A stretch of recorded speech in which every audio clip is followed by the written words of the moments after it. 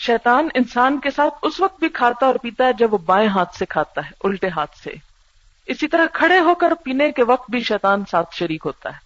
مسند احمد میں حضرت عائشہ سے مروی ہے، نبی صلی اللہ علیہ وسلم سے روایت کرتی ہیں، آپ نے فرمایا جو شخص بائیں ہاتھ سے کھاتا ہے اس کے ساتھ شیطان کھاتا ہے، جو بائیں ہاتھ سے پیتا ہے اس کے ساتھ شیطان پیتا ہے. مسند احمد میں ہے، نبی صلی اللہ علیہ وسلم نے ایک آدمی کو کھڑا ہو کر پیتے ہوئے دیکھا. آپ نے اس سے فرمایا قے کرو. اس نے کہا کیوں؟ آپ نے فرمایا کیا تمہیں یہ پسند ہے کہ بلی تمہارے ساتھ پیے؟ اس نے کہا نہیں. آپ نے فرمایا بلی سے بدتر چیز شیطان نے تمہارے ساتھ پیا ہے. یعنی ہم کسی انسان کا جھوٹا نہیں پیتے، ہے نا؟ نہیں پیتے نا، کہتے کہ اس کا گلاس ہے یہ نہیں میں یوز کر سکتی، اس نے پی کے چھوڑا ہے، اسے گرائیں گے دھوئیں گے پھر پیئیں گے. یہ نہیں پتا بسم اللہ پڑھے بغیر شیطان ساتھ پی رہا ہے. تو آپ نے فرمایا اگر بلی کا جھوٹا اور بلی کو ساتھ نہیں پلا سکتے تو اس سے بدتر چیز شیطان کو کیسے ساتھ پلاتے ہیں؟ اور ہماری عادتیں آپ دیکھیں دین سے دور ہو کر کس قدر بگڑ چکی ہیں. یہ ساری چیزیں ہمارے اندر ہیں نا، کھڑے ہو کے پینے والی، بائیں ہاتھ سے کھانے پینے والی، بسم اللہ پڑھے بغیر شروع کر دینے والی. تو بے برکتی نہ ہو ہماری زندگی میں تو کیا ہو. شیطانوں کو گھر سے باہر نکالنے کے لیے آپ گھر میں داخل ہوتے وقت بسم اللہ پڑھنا نہ بھولیں. ہمیشہ گھر میں قدم رکھیں تو بسم اللہ الرحمن الرحیم. اللہم انی اسألک خیر المولج وخیر المخرج بسم اللہ ولجنا وعلی اللہ ربنا توکلنا. گاڑی میں داخل ہوتے وقت، ہر چیز میں، جب آدمی اپنے گھر میں آئے اور گھر میں داخل ہو، نیز کھانا کھاتے وقت خدا کا نام لے تو شیطان اپنی ذریت سے کہتا ہے اس گھر میں تمہارے لیے نہ رات گزارنے کی جگہ ہے نہ شام کا کھانا ہے. اور اگر گھر میں داخل ہوتے وقت آدمی اللہ کا نام نہیں لیتا تو شیطان اپنی ذریت سے کہتا ہے اس گھر میں تمہیں رات گزارنے کی جگہ مل گئی. اور آدمی کھانا کھاتے وقت بھی اللہ کا نام نہیں لیتا تو شیطان کہتا ہے یہاں تمہیں رات گزارنے کی جگہ بھی مل گئی اور کھانا بھی مل گیا. یعنی جیسے گھر میں داخل ہوتے وقت اگر ایک بھی کہہ دیتا ہے، جیسے آپ صلی اللہ علیہ وسلم اور صحابہ کرام بیٹھے ہوئے تھے تو وہ بچی آئی تو آپ نے ہاتھ نہیں پہلے لگائے تھے، اسی لیے کہتے ہیں نا بڑے سے شروع کرو، کہ وہ بسم اللہ کہہ کر شروع کرے تاکہ ایک تو برکت بھی ہوتی ہے اور بڑے کا احترام بھی، اور پھر یہ ہے کہ مل جل کر کھانے میں بھی. تو یہ ساری چیزیں جو ہیں ایک دوسرے کے ساتھ تعلق رکھتی. اچھا، یہ سب چیزیں چونکہ ہماری زندگی سے موسٹ ریلیٹڈ ہیں اس لیے ان پر ہمیں شرح صدر ہونا چاہیے. وَاسْتَفْزِزْ مَنِ اسْتَطَعْتَ مِنْهُمْ بِصَوْتِكَ وَأَجْلِبْ عَلَيْهِمْ بِخَيْلِكَ وَرَجِلِكَ وَشَارِكْهُمْ فِي الْأَمْوَالِ وَالْأَوْلَادِ وَعِدْهُمْ وَمَا يَعِدُهُمُ الشَّيْطَانُ إِلَّا غُرُورًا.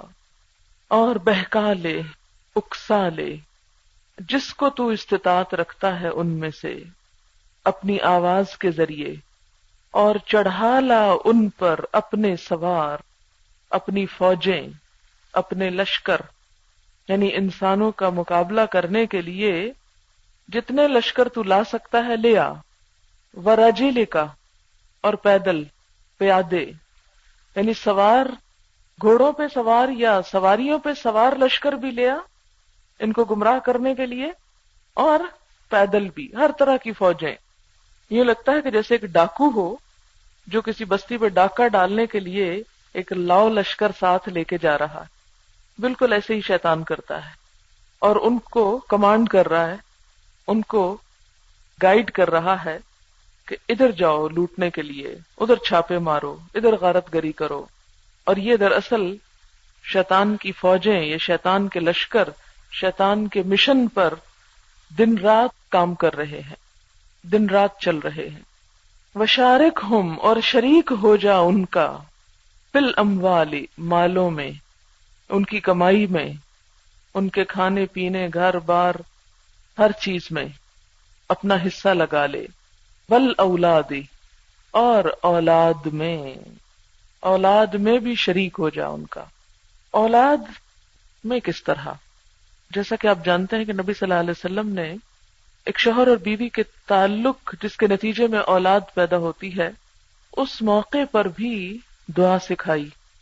اور اگر کوئی شخص یہ دعا پڑھتا ہے تو اس کی اولاد شیطان کے شر سے محفوظ رہتی ہے، اور اگر وہ نہیں پڑھتا تو زندگی کی بالکل ماں کے پیٹ میں ابتدا سے ہی شیطان شریک ہو جاتا ہے. یعنی ایک چیز کے ایگزسٹنس میں آنے کے ساتھ ہی شریک ہو گیا. اور پھر اور کس طرح شریک ہو جاتا ہے؟ قتل اولاد کے ذریعے. وہ جیسے کہ آتا ہے کہ شیطان ان سے وعدہ کرتا ہے فقر کا اور انہیں حکم دیتا ہے بے حیائی کا. تو ان کو یہ کہتا ہے کہ دیکھو اور بچہ آ گیا، پیدا ہو گیا تو تم بھوکے مر جاؤ گے، لہذا کیا کرو، اس بچے کو ابارٹ کرا دو، قتل کر دو. اور اگر انسان شیطان کی بات مان کر انہیں قتل کر دیتا ہے تو یہ کیا ہو گیا؟ وہ اولاد میں شریک ہو گیا. یعنی اولاد کے بارے میں جو فیصلہ کرنا تھا والدین کو، اس فیصلے میں وہ بھی شریک ہو گیا ساتھ. کہ انسان اپنے بچوں کی پیدائش کے بارے میں اللہ کا حکم نہیں، شیطان کا حکم مان رہا ہے. اچھا آگے کیا ہوتا ہے؟ جب بچے ذرا بڑے ہوتے ہیں تو ان کی والدین اسلامی تعلیم و تربیت نہیں کرتے اور انہیں پوری طرح شیطان کے حوالے کر دیتے ہیں، شیطان کے چیلے بنا دیتے ہیں. بچوں کو کلمہ لا الہ الا اللہ پڑھنا سکھانے کی بجائے خوشی خوشی ایسے بے معنی اور لغو قسم کے لغو جس کو کوئی معنی مقصد ہی نہ ہو، ایسی چیزیں سکھاتے ہیں زبان پہ سب سے پہلے کہ جس میں ان کے معصوم ذہنوں پر اللہ، رسول، دین، آخرت یہ سب چیزیں اجنبی ہو جائیں، اور اس سے پہلے ہی دوسری چیزیں اس پر اپنا گھیرا ڈال لیں. پھر اسی طرح آج کل کے حوالے سے خصوصاً کارٹون، کہ بچوں کو کارٹون کا عادی بنا دیتے ہیں، شوقین بنا دیتے ہیں. ان کی بیڈ شیٹس پر کارٹون بنے ہوئے، ان کی کتابوں پہ کارٹونز کے سٹیکرز ہیں، ان کو کھانا کارٹون دکھا کے کھلایا جا رہا ہے، ان کو ہر چیز میں ان کے کپڑوں کے اوپر کارٹون بنے ہوئے، یعنی پورا کارٹون کلچر. یعنی ویسے تو ہم نے جب کسی چیز کو حقیر کہنا ہوتا ہے یا مذاق بنانا ہوتا ہے ہم کہتے ہیں کیا کارٹون لگ رہے ہو. اس کا مطلب ہے ہمیں پتا ہے کہ کارٹون ایک بگڑی ہوئی چیز ہے، ایک مسخ شدہ چیز ہے. اور اس مسخ شدہ چیز جس میں اللہ کی ایک تخلیق کو کس طرح بگاڑ کے پیش کیا جاتا ہے کہ ناک کہیں ہے اور دانت کہیں ہیں اور آنکھیں کہیں ہیں اور سر کہیں ہے، اور وہ دیکھ کر فطرت کے ٹوٹلی اگینسٹ فطرت مسخ ہوتی چلی جاتی. اور پھر دوسرا یہ کہ ان کے ذریعے بچوں کو جو میسج دیا جا رہا ہے وہ دیکھنے کو کارٹون ہے معصوم، لیکن ان میں ہر وہ چیز موجود ہے کہ جو بسا اوقات ایک میچور انسان کے لیے بھی قابل برداشت نہ ہو. بچوں کو سورتوں کے نام نہیں پتا ہوں گے، ان کو کلمے نہیں آتے ہوں گے، دعائیں نہیں آتی ہوں گی، لیکن کارٹونوں کے نام اور سیریز ایسے ازبر ہوں گے کہ مشکل سے مشکل لفظ جو ہے وہ بھی ان کے لیے بہت آسان ہوگا. وہ کام جو کسی اور طریقے سے شیطان نہ کر سکا، اس طریقے سے متحرک طریقے سے ان کے ذہنوں کے اوپر پوری طرح چھا گیا.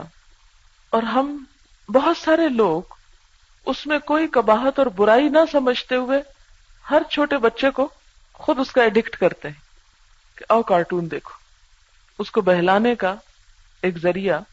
اور پھر جب بچے منہ چڑھائیں اور منہ بنائیں اور بہکی باتیں کریں اور بگاڑ کے لفظ نکالیں تو یہ ہم ان کو بد اخلاق نہیں بنا رہے تو کیا بنا رہے ہیں؟